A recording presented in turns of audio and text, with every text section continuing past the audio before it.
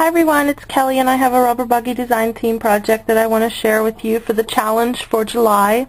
I'll have the links below to the rubberbuggy.com blog and the saturated canary stamps that they have available that you can use to duplicate this image of this card.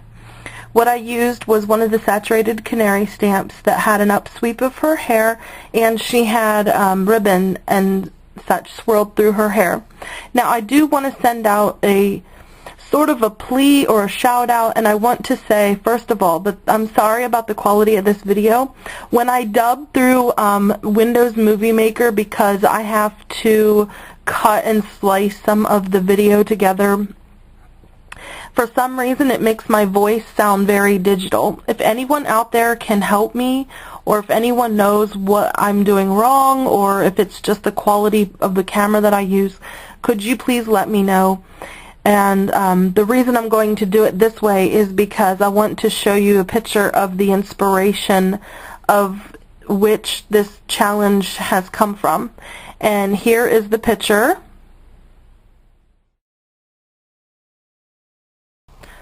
Okay, and so what I want to share with you today is the super simple inspiration that I got from looking at the photo and what I wanted to do. So I used my Creative Memories circle cutters, and I don't know if you guys have ever seen these. They are super old. I probably got them in 2000, and they come with these circles.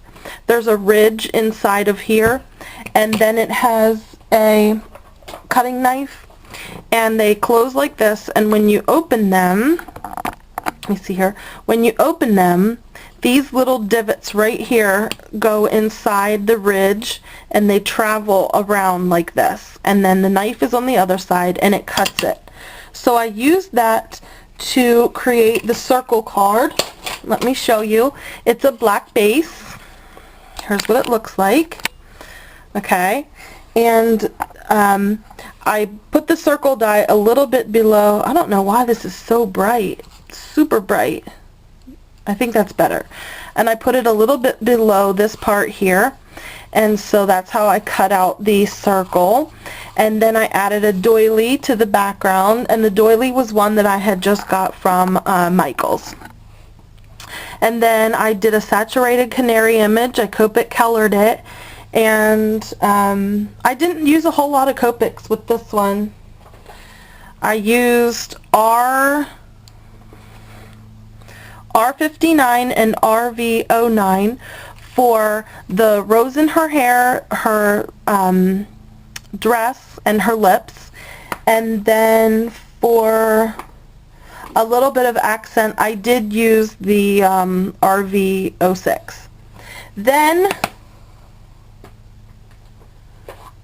for the bow in her hair, oh wait, that's not the right one. For the bow in her hair, I used YG67, YG11, and YG03, and that was for the bow in her hair. And then I used just a little bit of the Y19 for the center of the daisies in her hair. And then I used B000 and the Zero Colorless Blender to color the white of the daisies. And even if the paper's white, I usually do add a little bit of blue to make it pop a little bit more. Then what I wanted to share is, you can see that I used perfect pearls in her hair. Can tell like the little texture of the pearls. And let me see here. Okay, the liquid pearls. I used Petal Pink, Orchid, White Opal, and the Baby Blue. And it was in her hair.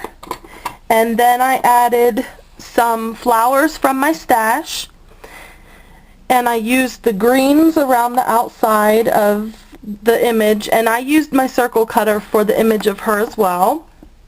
And then I added some of the daisy flowers from I Am Roses and the Sweetheart Blossoms as well from I Am Roses. Sorry, got to move that around.